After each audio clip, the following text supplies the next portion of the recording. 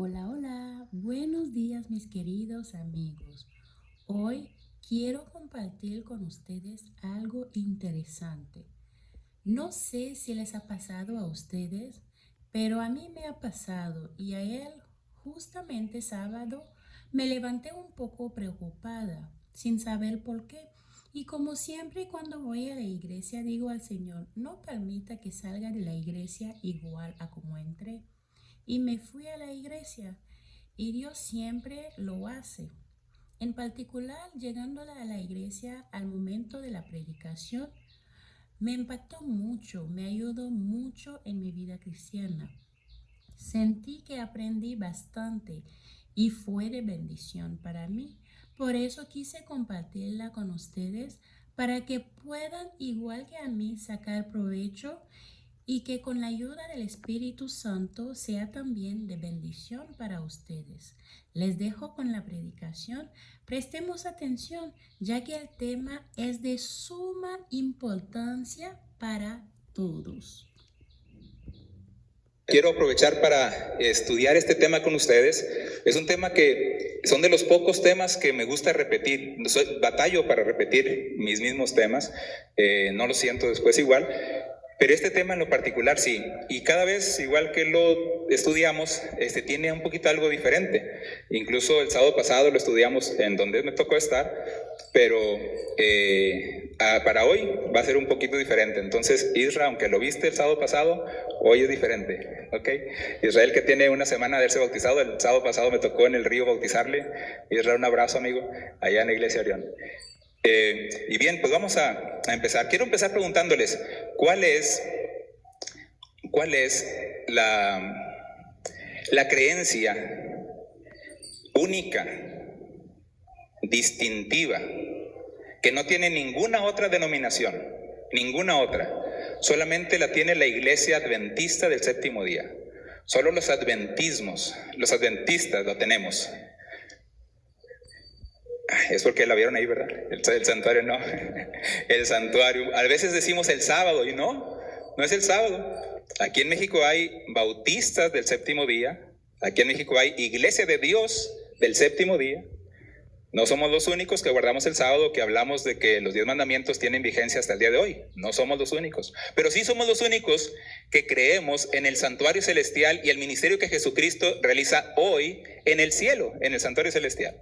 Entonces, quisiera que estudiáramos un poquito más de eso. ¿Ustedes recuerdan cómo es que llegamos a creer en eso como iglesia adventista? ¿Cómo fue? Porque empezó Guillermo Miller, ¿sí? Él fue impresionado, él no creía en Dios. Cuando cree en Dios empieza a estudiar la Biblia con devoción, con peculiaridad, con todo detenimiento, y empieza a encontrar que hay profecías que hablan de que iba a estar tomado de cierta manera la iglesia, no iba a estar los servicios de Dios, del santuario, no iban a estar pisoteados. Encontró eso, pero lo que más le llamó la atención fue el texto que ya sabemos todos, Daniel 8:14, que dice hasta 2300 tardes y mañanas, luego el santuario será purificado. Y él entendía que la purificación del santuario era la purificación de esta tierra. Y entonces empezó a darse la tarea de investigar cuándo era que daba esa fecha de la terminación de los 2300 tardes y mañanas, dice el versículo, pero entendemos que está hablando proféticamente de días por años. Entonces, ¿cuándo era el año que concluía ese 2300 tardes? Y para saber cuándo concluía tenía que buscar cuándo iniciaba. Y entonces empezó él a buscar cuándo iniciaba. En el capítulo 8 de Daniel sabemos que no está la clave para saber cuándo inicia, pero sí en el capítulo 9, el siguiente capítulo, donde está otra de las visiones de Daniel, la visión de las 70 semanas. 70 semanas también proféticas son 70 años. 70 años son 7 días de la semana que tiene, por 70 dan 490 años, e iniciaban con el decreto de Artajerjes, que era la restauración del santuario, la restauración de la ciudad. y se da en el año 457. Contando desde el 457, 2300 años, daba hasta 1844. Cuando alguien haga la cuenta, recuerde que no existe el año cero, está el 1 antes de Cristo y después el 1 después de Cristo. Por eso no da, si lo hacen así directo en una calculadora, 1844. Tienen que quitarle 1 y entonces da 1844. Y ahí pregunto, ¿qué ocurrió en 1844? Y muchas veces decimos, el gran chasco. Y ubicamos más el gran chasco como ubicamos a Rahab, que decimos que Rahab es Rahab la ¿qué? La ramera, ¿no? En lugar de decir Rahab, la única que tuvo fe en todo Jericó cuando llegaron a conquistarla y ella creyó. Si en el cielo va a estar Rahab, que yo creo que sí, y preguntan por Rahab la ramera, le van a decir, ¿la qué? Aquí no está la ramera, aquí está la mujer de fe, esa poderosa mujer que hizo que ella y su familia se salvaran, esa poderosa mujer.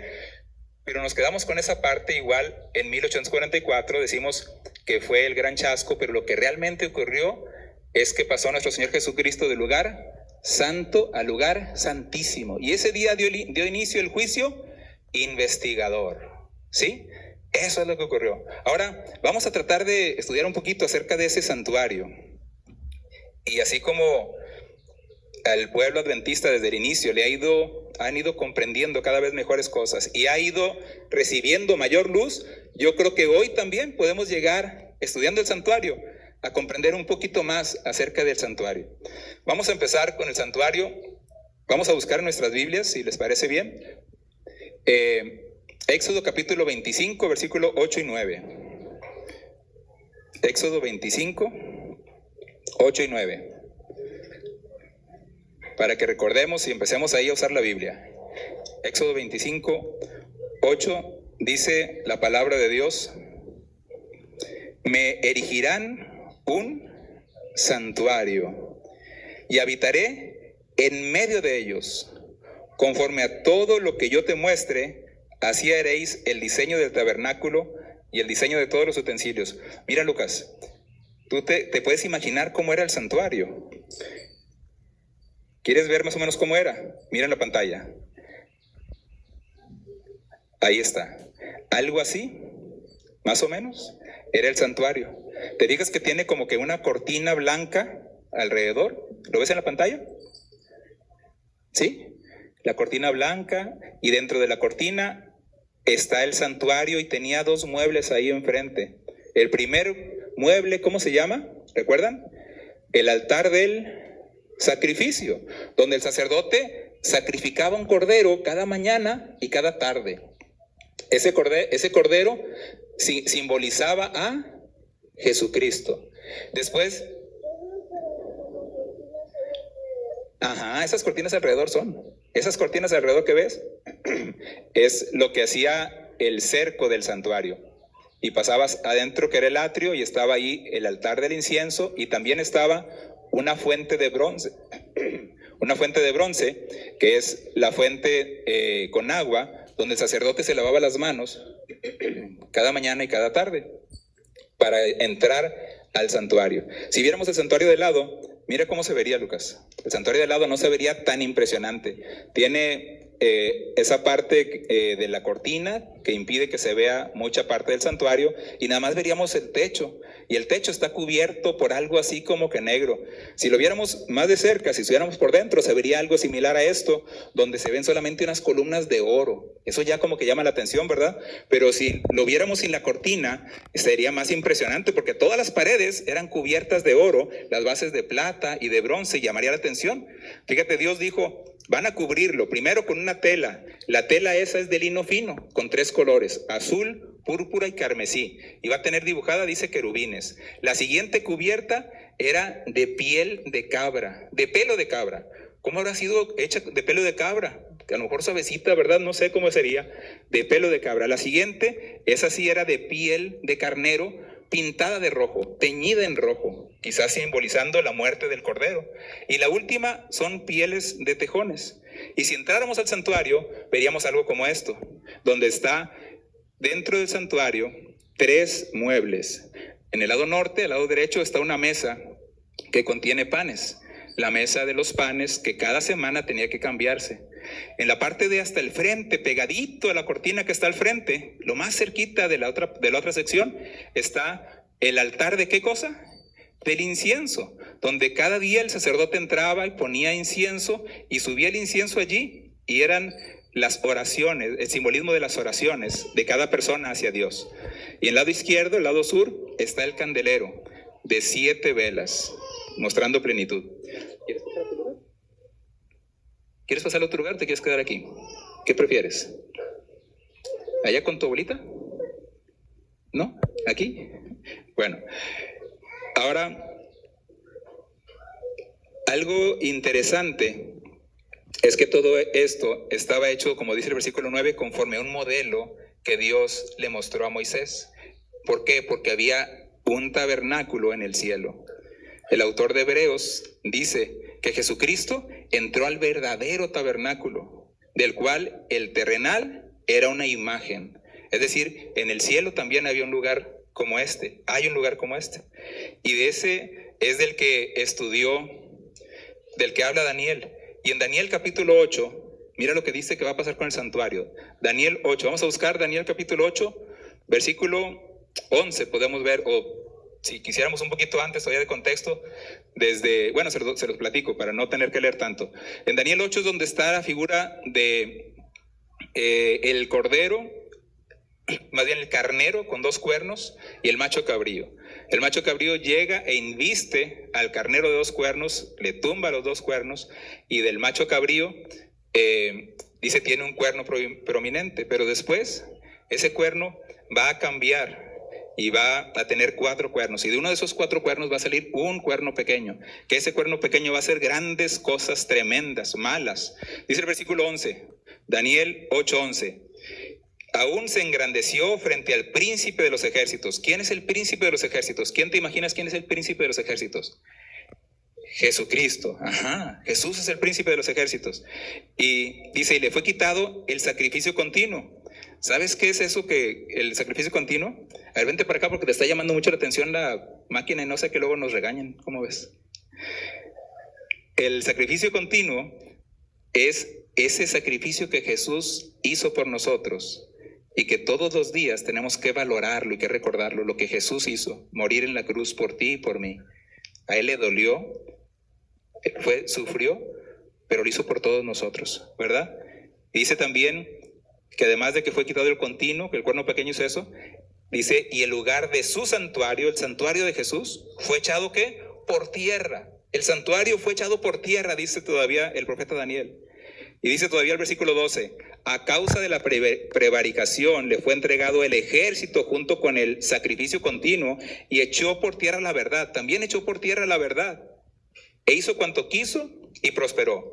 Y entonces viene la pregunta del versículo 13. Entonces oí hablar un santo y otro santo preguntó a aquel que hablaba y le dijo, ¿hasta cuándo durará esto? ¿Hasta cuándo quedará esto mal? Dice, ¿hasta cuándo durará la visión y el sacrificio de continuo? La prevaricación asoladora y la entrega del santuario. ¿Hasta cuándo el santuario habrá sido así entregado? ¿Hasta cuándo va a estar tomado por otro? ¿Hasta cuándo va a estar echado por tierra? Y repite y contesta el versículo 14, hasta 2300 tardes y mañanas, luego el santuario será purificado. Al terminar 2300 años, el santuario sería purificado. ¡Wow! ¡Qué tremendo! Si viéramos en el lugar santísimo, el lugar santísimo tiene dentro de él solamente un mueble, y es el arca del pacto. El arca que contiene los 10 mandamientos. La tapa del arca, en español se llama propiciatorio. Pero ¿sabes cómo se llama en inglés? Se llama asiento de misericordia, mercy seat, el asiento de la misericordia. Y al lado están 2 ángeles que están viendo y cuidando hacia donde lo que está dentro, que es los 10 mandamientos, y están reverenciando ese brillo que estaba en medio, que era la presencia de Dios visible, siempre. Impresionante ver allí a Dios. Simplemente el tabernáculo, todo, era el simbolismo de la presencia de Dios en medio del pueblo. Y mira, si lo viéramos desde arriba, antes de eso, dice Daniel 8:14, hasta 2300 tardes y mañanas, luego el santuario será purificado. Pero quiero preguntar, ¿alguien aquí en su Biblia tiene una versión distinta y que la palabra, en lugar de que diga purificado, diga de otra manera. Alguien en su Biblia, si es una Reina Valera 60, no va a decir igual que aquí, esa es la 60. Una que no sea 60, que esté más actual, incluso la 95 tampoco lo tiene, pero alguien que tenga una versión que diga, en lugar de purificado, que diga algo diferente. ¿Alguien tiene aquí? ¿Tenemos a alguien aquí que tenga? Ok. ¿Será como dice? Restaurado. Otra vez. Después del templo será restaurado. Muy bien, será restaurado. Saben, a mí me llama la atención muchísimo que solamente en este lugar es de los poquitísimos lugares del Antiguo Testamento donde se usa la palabra purificado en lugar de restaurado. En otras versiones, como la Reina Valera actualizada, dice hasta 2300 tardes y mañanas, luego el santuario será restaurado, Lucas. El santuario será restaurado. También la Biblia de las Américas dice el santuario será restaurado. ¿Qué significa restaurado? ¿Por qué restaurado? ¿Por qué? Porque si viéramos ahora el santuario, sí, mira, vamos a verlo ahora desde esta manera, como si fuera, dirían los arquitectos, una planta arquitectónica, ahora sí, Arqui, sí, que se ve desde arriba y ves ahí cómo están las cosas, aprendí algo. Y entonces tendríamos ese cerco, ese cuadrito que está como que un poquito diferente con unos puntitos, que son los postes. ¿Sí lo ves ahí alrededor? Y después tendríamos el primer mueble, el que está ahí con un 1 negro, y es el altar del sacrificio. El altar del sacrificio, que era el sacrificio del Cordero, que simboliza el sacrificio de Jesús constantemente. El 2 es la fuente de agua, la fuente de bronce, que la fuente de agua, fuente de bronce, simboliza también para nosotros el bautismo, ¿sí? El 3, la mesa de los panes. ¿Qué es lo que simboliza el pan en la Biblia? ¿Qué nos dice? Que no solo de pan vivirá el hombre, sino ¿de qué? De la palabra de Dios. Y si fuéramos al altar del incienso, allí también son las oraciones que podemos elevar directamente hacia nuestro Dios. Tiene también el candelabro, que somos la luz del mundo. Y el arca del pacto, que contiene los mandamientos. ¿Cómo fueron estos atacados? Ya ahorita leímos en Daniel 8:11, que sería quitado el continuo sacrificio, o el sacrificio continuo. Era el ataque que dice Daniel 8:11 que iba a suceder. Es decir, que el sacrificio de Jesús no iba a ser enseñado como no suficiente. Habría que hacer otras cosas para obtener el perdón. No solamente el sacrificio de Jesús, sino algo más. Si viéramos 8:12, que leímos ahorita también, sería la verdad echada por tierra. La palabra de Dios ahora sería atacada. También, no lo leímos ahorita, pero en 2 Tesalonicenses 2, 3 y 4 dice que el hombre abominable se sentaría en el lugar de Dios, haciéndose pasar por Dios. Y hay, interesantemente, una iglesia que tiene algo así, el Cuerno Pequeño, que tiene un lugar que está así, ahorita lo vamos a ver. El 7:25 también dice que serían quebrantados los santos, es decir, serían perseguida la iglesia. Y el 7:25 dice que iban a cambiar los tiempos y la ley. ¿Sí? Que tiene que ver ahí con el santuario. Y mis hermanos, ¿el sacrificio diario fue atacado? Sí. ¿El cuerno pequeño lo atacó? Sí. ¿De qué manera lo hizo? Ahora dijo, no es suficiente el sacrificio de Cristo, sino que tienes que rezar tantos Padres Nuestros y tantas otras cosas para ser perdonado. Y no nada más eso. Ahora también empezaron a decir, en el tiempo pasado, dijeron, por las ofrendas, cada vez que una ofrenda está siendo depositada en el alfolí, el alma de la persona muerta sale del purgatorio y es llevada al cielo. Tan pronto se oye la moneda, tan pronto llega la cantidad establecida, entonces la persona sale del purgatorio y es llevada al cielo. Ya no era el sacrificio de Jesús, sino otras cosas. Y también se enseña, ahora pídele a San Fulanito y Santo Peranganito y a todos los santos que están allí. Mis hermanos,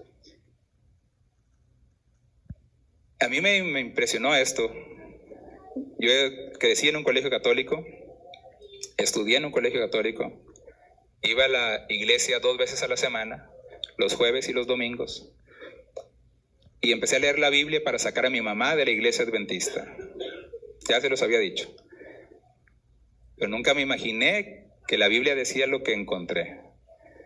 Lo que más me impactó cuando leí los 10 mandamientos no fue la verdad acerca del sábado, que en la Biblia católica que yo tengo, que fue la que estudié, habla de sábado, dice literalmente sábado, no dice día de reposo, dice sábado, la Biblia de Latinoamérica.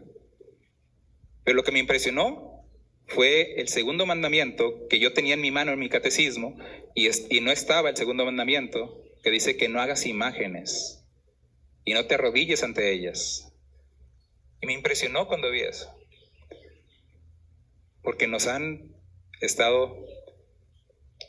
se atacó el santuario y se pusieron, además de Jesús, a otros santos, que se enseña de acuerdo al cuerno pequeño, a esta profecía, que serían los que pudieran interceder.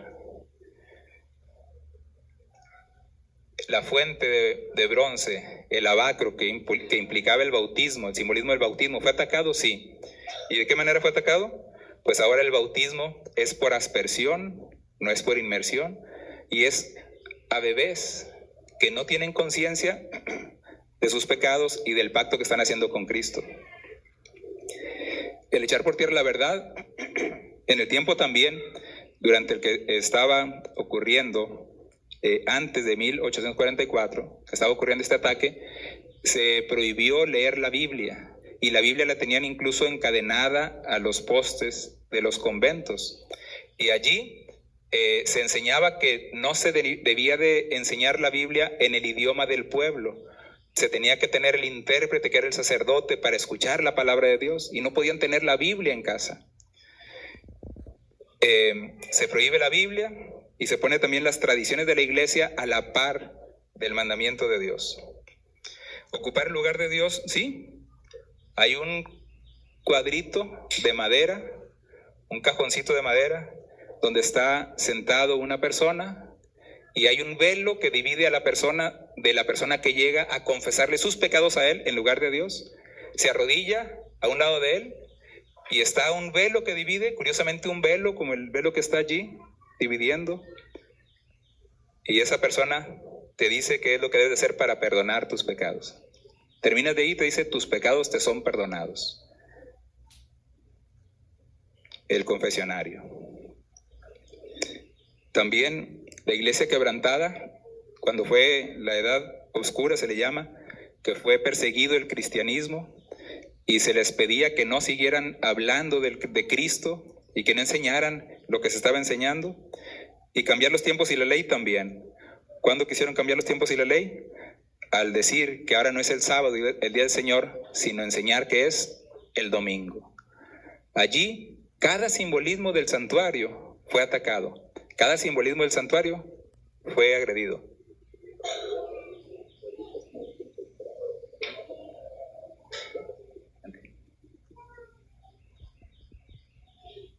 Gracias. Ahora, mis hermanos, la profecía decía que esto iba a durar hasta 2300 tardes y mañanas. Y después el santuario sería purificado o también restaurado.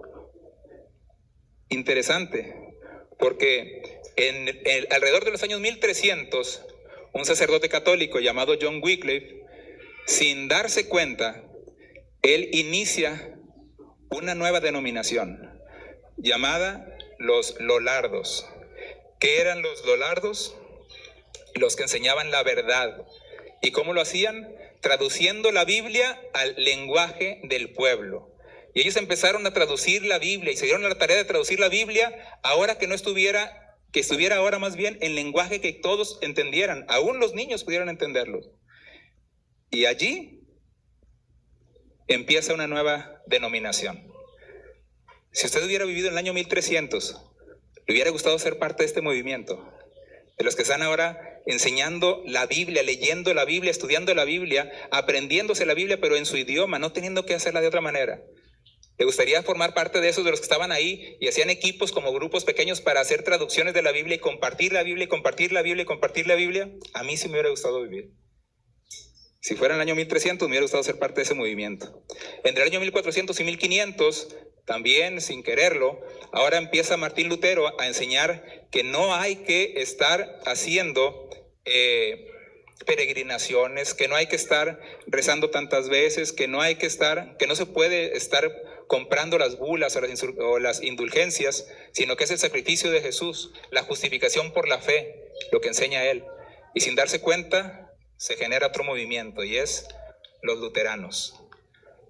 Si estuviera en ese tiempo, le hubiera gustado ser parte de ese movimiento que enseña la verdad, que no se puede pagar para comprar el perdón, que es solamente el sacrificio de Cristo lo que puede darnos la oportunidad de la vida eterna. A mí sí me hubiera gustado hacerlo.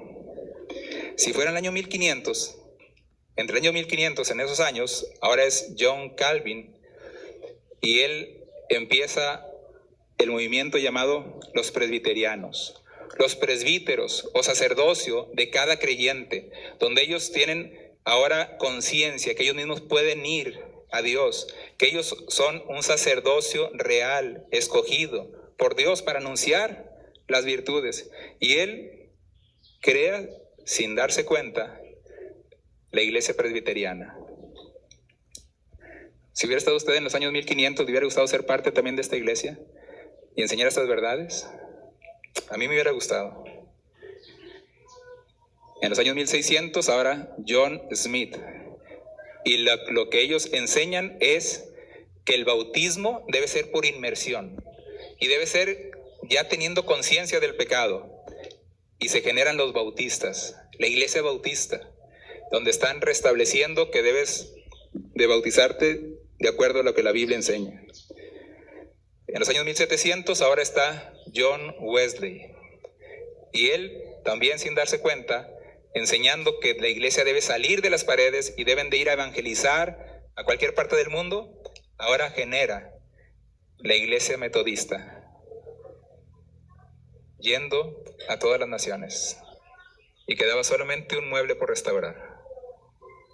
Faltaba solamente uno por tener nuevamente el significado correcto: el arca del pacto. Y en el año 1844, ahora es Guillermo Miller, quien sin darse cuenta es usado para que surja la iglesia adventista del séptimo día. Una iglesia profetizada que tendría que concluir la restauración del santuario. La última profecía que tiene fecha, ya no hay más profecías de fecha, se cumplió ahora al restaurarse completamente el santuario. Y mis hermanos, este es el último sábado aquí en el templo, con esta plataforma como la tenemos, con este piso, con el techo como lo ven. Tómenle fotos al techo porque ya no lo van a ver así, lo van a extrañar. Pero ¿qué dijimos? Que no es lo más importante la restauración del santuario físico. Dijimos que lo más importante es ¿qué? La restauración interior de este templo. Y algunos dijimos, vamos a empezar a comer mejor, vamos a empezar a hacer ejercicio, porque este cuerpo es el templo en donde Dios quiere morar, en donde Dios quiere estar realmente habitando y debe estar cuidado para el Señor. Y mis hermanos, ese santuario también está simbolizado aquí, porque dijimos que el mueble 1 es el sacrificio de Jesús, ¿sí? Y ese sacrificio de Jesús es el aceptar ese sacrificio de Jesús diario, el Cordero de Dios que quita el pecado del mundo, ¿sí? Aceptarlo cada día en tu vida, todos los días valorar lo que Jesús hizo por nosotros. Eso es parte de nuestra restauración interior. El segundo mueble, que tiene que ver con el bautismo. Algunos de nosotros ya nos bautizamos, pero es necesario que nos bauticemos todos los días por el Espíritu Santo. Pedir el bautismo diario del Espíritu Santo, eso implica la restauración también de nuestro tabernáculo, de nuestro templo, para que Dios more en nosotros. El tercero, ya en el lugar santo, lo que implica la mesa de los panes, que es la palabra de Dios. Comer diariamente la palabra de Dios, estudiar todos los días la santa palabra de Dios para estar en esa restauración. Tener nuestra comunión con Dios por medio de la oración, acercándonos a Él constantemente. No solamente al comer o al dormir, sino todo el día estar en comunión con Dios. Es parte de la restauración. Somos la luz del mundo. Y dice que así alumbren vuestras obras como testimonio para todas las naciones. Y mi hermano, guardar los mandamientos, que implica amar a Dios. Si todo esto lo hacemos, pero no es en base al amor a Dios, de nada sirve. Que nos ayude nuestro Dios a poder amarle, valorando principalmente el sacrificio de nuestro Señor en la cruz. Ese sacrificio que hace la gran diferencia para todo aquel que en Él cree. Nuestro Señor Jesucristo está por venir. Estamos viviendo ya los acontecimientos finales. Y si hoy todavía no amas a Dios con todo tu corazón, con toda tu alma, con toda tu fuerza, con toda tu mente, si hoy todavía no has podido amar a Dios más que a padre, madre, casa, esposa, hijos, tierras, no somos dignos de Él. No lo digo yo, lo dice la palabra del Señor. Por eso, mis hermanos, esta restauración del santuario personal es urgente y es necesaria para honra y gloria de nuestro Dios, porque Él nos quiere tener a su lado no solamente ahora, sino por toda la eternidad. Que el Señor pueda concluir su obra en ti y en mí desde hoy, para que vivamos con Él por todos los siglos. Amén, Señor.